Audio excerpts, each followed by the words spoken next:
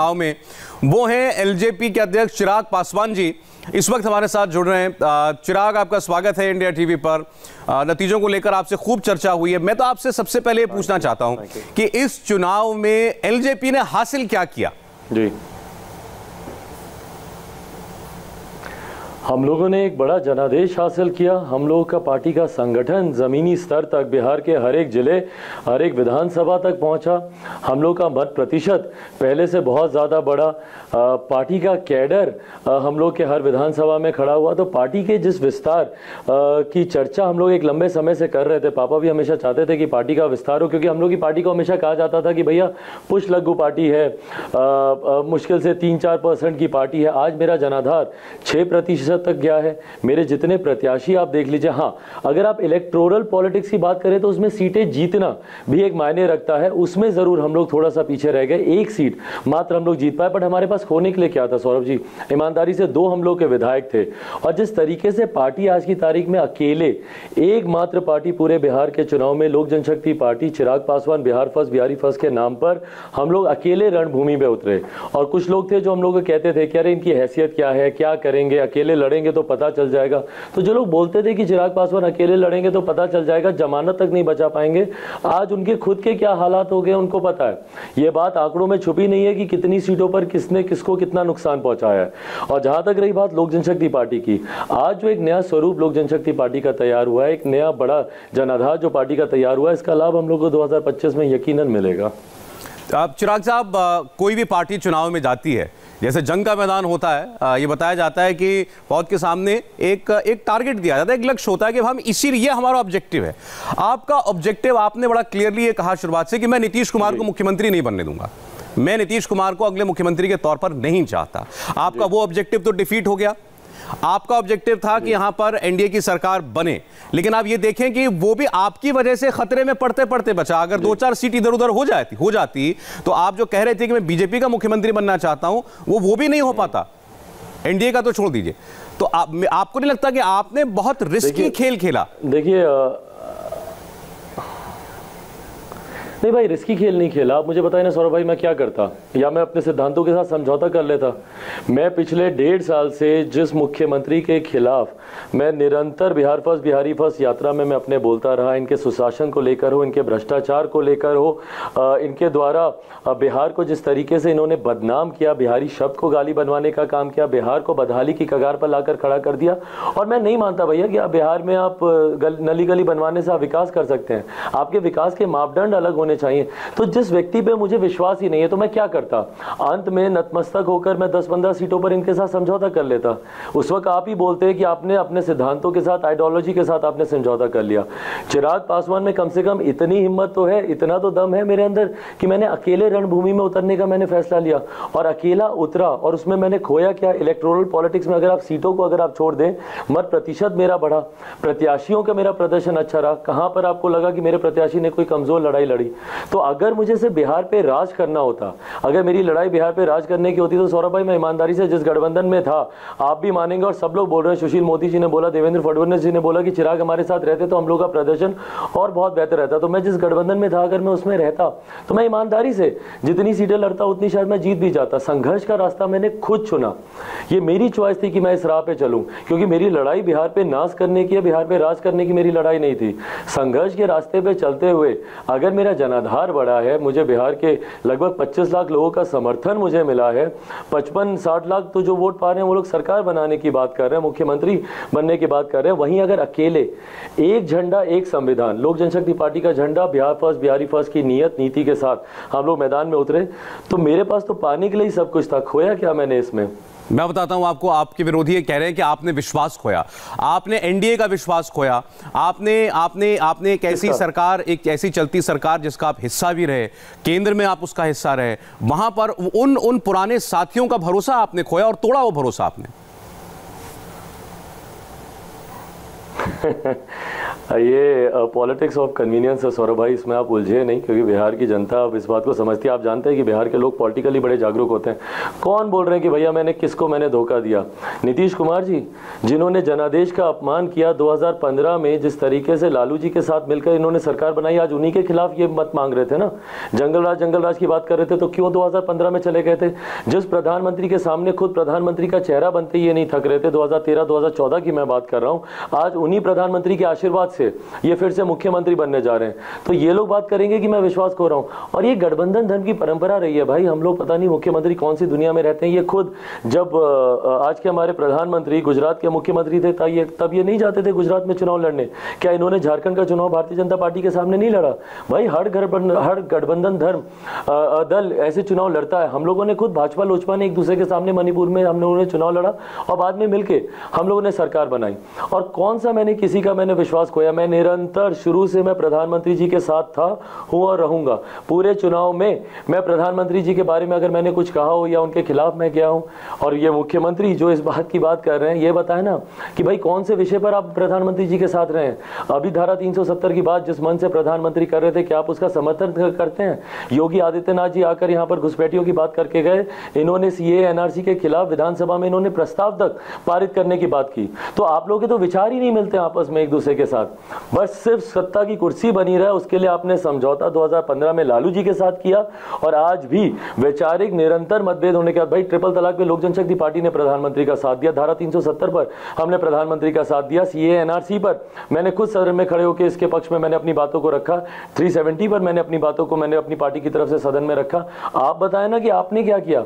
अभी आने वाले एजेंडे में बता दें, ये अयोध्या की जब बात हुई, राम मंदिर बनवाने की बात हुई, किसने साथ दिया था? प्रधानमंत्री जी का। मैं खड़ा रहा, उसके उस पर एक शब्द मुख्यमंत्री नीतीश कुमार जी बोले। तो भाई ये दुनिया देख रही है और बिहार खासतौर पर जान रहा है कि कौन पलटी मारता है और कौन अपनी सहूलियत। चिराग साहब, अभी आपने बोला है पॉलिटिक्स ऑफ कन्वीनियंस है। मुझे बताइए, ये आरोप आप पर क्यों ना लगे?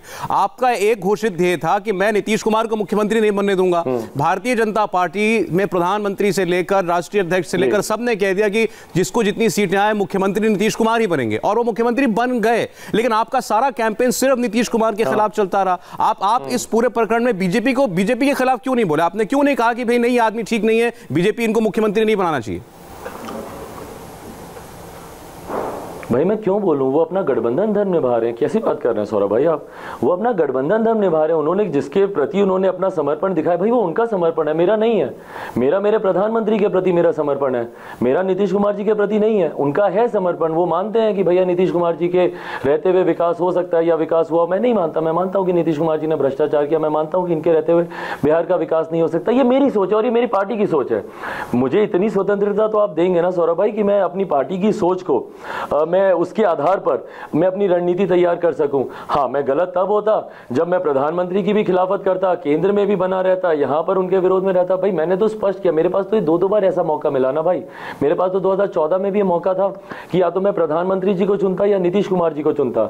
ये उस वक्त की मैं बात कर रहा हूं जब नीतीश कुमार जी प्रधानमंत्री पद की लालचा के लिए, जब वो हमारे प्रधानमंत्री का हाथ छटक कर और वो खाने की थाली वगैरह छीन कर उनसे 2013 में अलग हो गए थे। तो चाहता तो मैं 2013 में मैं नीतीश कुमार जी के भी साथ जा सकता था। मैं नहीं गया। मैं उस वक्त भी प्रधानमंत्री के साथ खड़ा रहा। पूरे बिहार के चुनाव में मैंने इस बात का ध्यान रखा कि मेरे प्रधानमंत्री के बारे में बिना उनकी तस्वीर का इस्तेमाल किए हुए, बिना उनकी नीतियों को गिनाए हुए, बिना उनके कामों को जनता के बीच में गिनाए हुए, अपनी बातें बिहार फर्स्ट, बिहारी फर्स्ट को मैं जनता के बीच लेकर गया। पर प्रधानमंत्री का हमेशा सम्मान मैंने उसी तरीके से बरकरार रखा। बट हाँ, नीतीश जी के खिलाफ हूं मैं, था मैं, और उस बात के साथ मैं कैसे समझौता करूं? क्यों समझौता करूं भाई? आप तो रातों रात हमारे एनडीए गठबंधन का हिस्सा बने ना। कहां थे आप 2015 में? कहां थे आप 2013 में जब हम लोग की सरकार बन रही थी? 2015 का चुनाव आपने विपक्ष के साथ मिलकर आपने लड़ा, महागठबंधन के साथ मिलकर आपने लड़ा। आप तो रातों रात 2017 में आप हमारे गठबंधन का हिस्सा के बने। तो मैं आपको क्यों मानूं? मैं आपको क्यों स्वीकार करूं? मेरे ऊपर कोई पाबंदी थोड़ी है आपको स्वीकार करने की। मैं फिर अपने पहले सवाल पर आता हूं। चिराग साहब, ठीक है, आपको बिहार की जनता ने 25 लाख के करीब वोट दिया, आपको एक सीट भी दी है, और आप एक बड़े प्लेयर के तौर पर स्थापित हुए बिहार के अंदर। अब ये सब लोग स्वीकार कर रहे हैं। जेडीयू तो खुलकर कह रही है कि अगर चिराग पासवान ना होते, चिराग पासवान हमारे सबसे बड़े दुश्मन साबित ना होते, तो हम लोग नंबर 1 पार्टी बनते हैं एनडीए के अंदर। हमारा एनडीए की टैली जो है वो 150 के क्रॉस जाती, आराम से जाती। ये बात तो आपने साफ स्थापित कर दी। लेकिन आज बीजेपी के लोग भी ये कह रहे हैं कि चिराग पासवान की वजह से हम चुनाव हारते हारते बच गए। बीजेपी के लोग ये कह रहे हैं कि हमको धोखा दिया चिराग पासवान ने। तो बताइए ना, आपने किसका मोह कमाया? आपने किसका प्यार कमाया? भाई ये धोखा शब्द किसने बोला, मैंने नहीं सुना, किसने? मैं आपको भी बयान दिखाता हूं, मैं आपको बयान दिखाता हूं। भूपेंद्र यादव जी ने भी ये कहा है कि चिराग पासवान ने एनडीए के साथ धोखा किया है। अच्छा चलिए, मैं स्पष्ट कर दूं, मैं भूपेंद्र जी की शायद जानकारी में नहीं होगा, मैं जितने भी शीर्ष नेतृत्व हैं उनके सामने मैं इस बात को मैं स्पष्ट कर चुका था। भूपेंद्र जी उसमें मौजूद नहीं थे। मैं अमित शाह जी और जेपी नड्डा जी, भारतीय जनता पार्टी के राष्ट्रीय अध्यक्ष, उनके सामने मैं स्पष्ट रूप से मैं इन सारी बातों को रखकर आया था कि क्यों मैं मौजूदा मुख्यमंत्री नीतीश कुमार जी के साथ में नहीं जा सकता। तमाम बातों को क्लियर करने के बाद किसी को धोखे में रखकर या किसी को अंधेरे में रखकर चिराग पासवान ने कोई काम नहीं किया। आपने अमित शाह जी की भी बातों को आपने सुना होगा, उन्होंने भी इस बात को स्पष्ट रूप से बोला है कि चिराग के साथ हम लोग की बातचीत हुई थी, तमाम तरीके के विषयों को उन्होंने सामने रखा था। बहरहाल वो पब्लिक डोमेन में बहुत ज्यादा ओपनली उन बातों की चर्चा करने की जरूरत नहीं है, बट अगर कोई ये बोल रहा है कि मैंने धोखा दिया तो वो व्यक्ति धोखे में है। चिराग पासवान ने किसी को धोखे में रखकर या किसी को अंधेरे में रखकर मैंने चुनाव नहीं लड़ा है, डंके की चोट पर मैंने चुनाव लड़ा है, इस बात को कहते हुए कि मेरा सम्मान और मेरा समर्पण मेरे प्रधानमंत्री आदरणीय नरेंद्र मोदी जी के लिए है, और वो था और वो हमेशा रहेगा, कोई मुझे कुछ भी बोल ले। और भाजपा के कुछ नेताओं के कुछ बयान पर मुझे हैरानी चिंता इसलिए नहीं होती क्योंकि मैं समझता हूं कि वो आवाज उनकी है, बट ये विचार मुख्यमंत्री नीतीश कुमार जी के हैं। नीतीश कुमार जी कई बार अपनी बातों को दूसरों के थ्रू वो कहलवाना पसंद करते हैं, खुद वो बोलते नहीं है बट दूसरों के थ्रू वो कहलवाना पसंद करते हैं। बट बहरहाल जो मेरा रिश्ता भारतीय जनता पार्टी के साथ कल था वो आज भी है और वो हमेशा रहेगा, मेरे प्रधानमंत्री नरेंद्र मोदी जी की वजह से। जहां तक रही बात नुकसान की, ये तो बात मैंने कही थी, जो मैंने कहा वही तो मैंने किया। भाई आप मुझे बताइए ना, मैंने कौन सी बात नहीं कही थी? मैंने कहा था कि भारतीय जनता पार्टी को फायदा हो, मेरा ये लक्ष्य रहेगा। मैंने कहा था कि जनता दल यूनाइटेड को नुकसान हो, मेरा ये लक्ष्य रहेगा। आप मुझे बताइए दोनों बातें नहीं हुई क्या? भाजपा का लाभ हुआ कि नहीं हुआ? जनता दल यूनाइटेड का नुकसान हुआ तो किसकी वजह से हुआ? हाँ, तीसरी बात मैंने और कही थी कि मेरा भी प्रदर्शन थोड़ा बेहतर रहेगा। आज वही अगर 4-5 सीटें अगर मैं और जीत जाता और मेरी 10 सीटें अगर आप देखेंगे भाई 55,000 50,000 55,000 वोट पाकर महज कुछ हजारों से मेरी 10 सीटें ऐसी हैं जो हम लोग जीतते जीतते हम लोग रुके हैं। आज अगर वो सीटें अगर हम लोग के पास होती तो शायद ये भी सवाल कोई मुझसे नहीं कर रहा होता। बट बहरहाल मैं इलेक्टोरल पॉलिटिक्स में समझता हूँ सीटों की संख्या भी मायने रखती है, बट जितने भी सेफोलॉजिस्ट हैं, जितने भी विश्लेषण करने वाले लोग हैं, वो इस बात को समझेंगे कि अगर अकेले लड़के लोजपा ने अपना जनाधार बढ़ाया है, क्यों नहीं जिन्होंने 15 साल इतना विकास किया अकेले जाने की उन्होंने हिम्मत की? चले जाते ना रणभूमि में अकेले, पता चल जाता कि आपको भी कितना लोग प्यार कर रहे हैं। आज 4-4 दलों के सहयोग से आप 15 साढ़े 15% अगर आपका मत आ रहा है तो आप दिखा रहे हैं कि भाई आप मुख्यमंत्री बनने के लिए पुनः आप काबिल हो गए। बट आप मुझे बताइए ना, अकेले अगर चिराग पासवान अकेले झंडे पर अकेले मेहनत कर और मेरी परिस्थितियां भाई, जिस परिस्थितियों में मैंने चुनाव लड़ा, पापा का निधन ठीक उस वक्त हुआ, वो 10 दिन ऐसे थे जब मैं घर से निकल नहीं सकता था, और उन्हीं 10 दिनों में पहले हम लोगों ने 135 प्रत्याशी हम लोगों ने तैयार किए, क्योंकि उससे पहले मुझे पता ही नहीं था कि जदयू कितनी सीटों पर चुनाव लड़ रही है, क्योंकि भाजपा और सैनी जी की पार्टी का भी अलायंस होना बाकी था। 8 तारीख सुबह मुझे पता चला कि कितनी सीटों पर जनता दल यूनाइटेड चुनाव लड़ रही है, कहां पर मुझे चुनाव लड़ना है। 8 तारीख शाम को पापा का निधन हुआ, 8 तारीख रात में मैं प्रत्याशियों की सूची लेकर बैठा हूं। 9 तारीख सुबह से लेकर 19 तारीख 10 दिन थे मेरे हाथ में, क्योंकि 20 तारीख को आखिरी दिन था नामांकन का।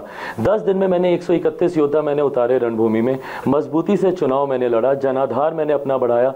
तो आज की तारीख में मैं किस बात को लेकर मैं चिंतित हूं या मेरी पार्टी के लोग किस बात को लेकर? चलिए चिराग, आपने कुछ जिक्र किया, मेरा आखिरी सवाल है आपसे। बात बिल्कुल ठीक है कि आपके लिए परिस्थितियां बहुत बहुत ज्यादा विपरीत थी, खासकर पासवान जी के जाने के बाद, और चुनाव में कुछ समय नहीं रह गया था जब आपने ये फैसला लिया इतना बड़ा।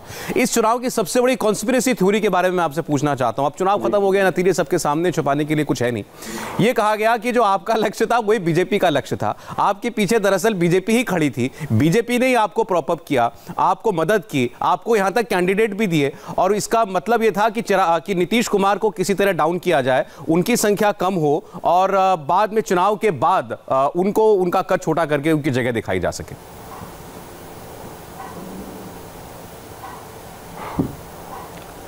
तो इस पर मैं क्या टिप्पणी करूं भाई? नहीं, आप इसमें ये बताइए कि क्या वाकई में आपके पीछे इस पूरे चुनावी नहीं, क्योंकि मैं अगर बोलूंगा तो आप मानेंगे नहीं मानेंगे, क्योंकि मेरी तरफ से ऐसी कोई थ्योरी नहीं थी।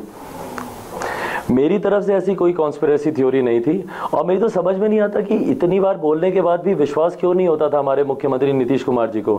भाई भारतीय जनता पार्टी के सारे बड़े नेता, केंद्रीय मंत्री से लेकर राष्ट्रीय प्रवक्ता से लेकर सब बोल चुके कि चिराग से हमारा कुछ लेना देना नहीं। मुख्यमंत्री जी को यकीन नहीं हुआ, वो निरंतर वेट करते रहे कि प्रधानमंत्री कब सभाएं करेंगे और उसमें कब चिराग पासवान के बारे में बोलेंगे। मुझे लगता है प्रधानमंत्री भी अगर उस सभा में बोल देते तो ये इंतजार करते कि भैया अमेरिका के जो नए राष्ट्रपति घोषित हों वो भी बोले कि भारतीय जनता पार्टी का चिराग से कुछ लेना देना नहीं। ये तो यूएनओ तक इस मैटर को लेकर जाने के लिए तैयार थे, जो इनके अंदर जो बौखलाहट थी कि भैया चिराग और भाजपा का क्या लेना देना है। भाई कुछ लेना देना नहीं है, केंद्र में हमारा गठबंधन है, वो रहेगा। यहाँ पर हम लोग एक दूसरे के सामने हम लोग चुनाव लड़ रहे हैं, जैसे नीतीश कुमार जी भी भाजपा के सामने कई प्रदेशों में चुनाव लड़ चुके हैं, वैसे ही हम लोग लड़ रहे हैं। और मैं अपनी नीति के साथ चुनाव लड़ रहा हूँ, मैं Bihar first, Bihari first vision के साथ मैं चुनाव लड़ रहा हूँ, और उसी का मुझे प्यार मिला, उसी का समर्थन मुझे मिला। चलें चिराग, चुनाव आपके लिए कई मायनों में वाकई बहुत फलदायी रहा है। आपको शुभकामनाएं, अभी की नहीं बल्कि आने वाले 5 वर्षों के लिए। बिहार में लगता है कि एक नई राजनीतिक शक्ति का उदय हो रहा है। बहुत बहुत धन्यवाद हमसे बात करने के लिए। और एक छोटे से ब्रेक का वक्त है हमारे लिए, लेकिन बिहार की चुनाव से जुड़े बहुत सारे अपडेट अभी भी आ रहे हैं, बहुत सारी प्रतिक्रियाएं अभी भी देखने को मिल रही हैं। एक छोटा सा ब्रेक, चल लौटते हैं।